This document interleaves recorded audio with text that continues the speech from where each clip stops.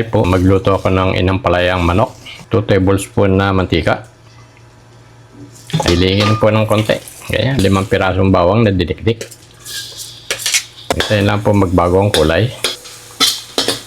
Nagbago na ang kulay. 3 pirasong maliit na sibuyas. Wala po akong malaki.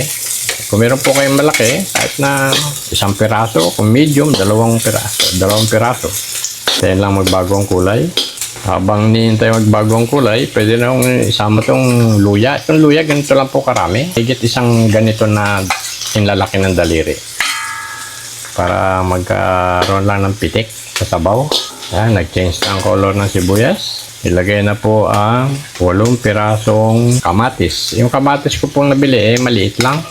Small, kaya 8 pieces. Kung malaki naman po, pwede na po yung 4 lang. Ganyan lang po kalalaki ang hiwa. Lagay ko na ho. Hintayin lang pong malasog. Balikan ko po ito ng mga 2 hanggang 3 minuto. Ngayon ang apoy. Takpan ko. 2 minuto na. Buksan. Durugin niyang kamatis. Kumuha kayo ng tinidor. Ganyan na nyo lang po. Ayan. Para lumabas po yung linamnam ng kamatis. Kailangan durog na durog po yung kamatis. Sarap po ito. Inimpalayang manok. Kaibigan po ito ng mga diabetic. Katulad ko, may diabetes. Pwede po ito. Hindi po ito mapait. Pakita ko po sa inyo mamaya. Ayan, pwede na po yan. Nadurog na po ang kamatis. Pwede ko nang ilagay yung manok. Ganito po ang manok na nabili ko. 1.3 kilo po yan. Ilagay ko na po yung manok. Haluin ang manok. Hayaan po ng 10 minuto para lumabas po yung katas ng manok. Saka po natin lalagyan ng tubig. Takpan, medium fire lang. Buksan, naka 10 minuto na. Ayan, mukulo. Ilagay ko ang 1 tablespoon na patis. Kalat. 2 chicken cubes, lagay sa tabi. Haluin. Halo. Ilagay ang 4 na tasang tubig. Hindi po ito hanggang 6 na tao. Haluin ng dandahan. Pakukulong ko po ito ng 20 minutos. Takpan. Buksan ko na. 20 minuto na. Haluin ng konti para magpantay. Ang ganda ng kamatis. Ilagay po ang 3 tasa na dahon ng ampalaya.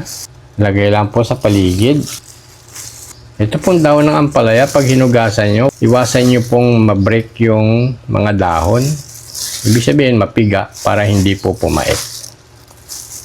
Yan. Tapos, lagyan nyo lang po ng sandakot na siling haba. Pwede po ito wala, pwede po meron. Lagay lang po dyan. Yan. Lubog lang po ng konti. Ito po dahon ng ampalaya, maganda po ito sa mga merong high blood, sakit sa puso, may diabetes po kayo. Katulad ko, may diabetes, may sakit sa puso, saka high blood din po ako. Maganda po itong dahon ng ampalaya. Makakatulong po ito sa daluyan ng dugo. Para bumaba po ang high blood nyo, bumaba po ang pressure nyo, yung blood sugar nyo po, makakatulong na bumaba.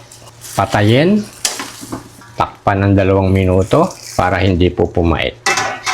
2 minuto na, buksan ko na. Yung pong 2 minuto, kaya pong lutuin yung dahon ng ampalaya. Yan. Ngayon, tataktakan ko ng pandagdag ng sipa. 2 taktak lang ng pamintang durog. 1, 2. Sindya ng apoy. Ikalat ang paminta. 1 kulo lang po. Huwag niyo pong haluin. 1 minuto na, kumulo na. Tikman ko lang. Ang halo at sa gitna lang po. Huwag niyo pong haluin yung dahon.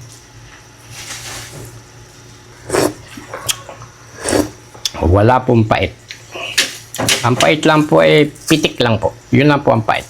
Okay na po yun. Yun pong nilagay ko, patis, 2 cubes. Yun na po ang papaalat niya.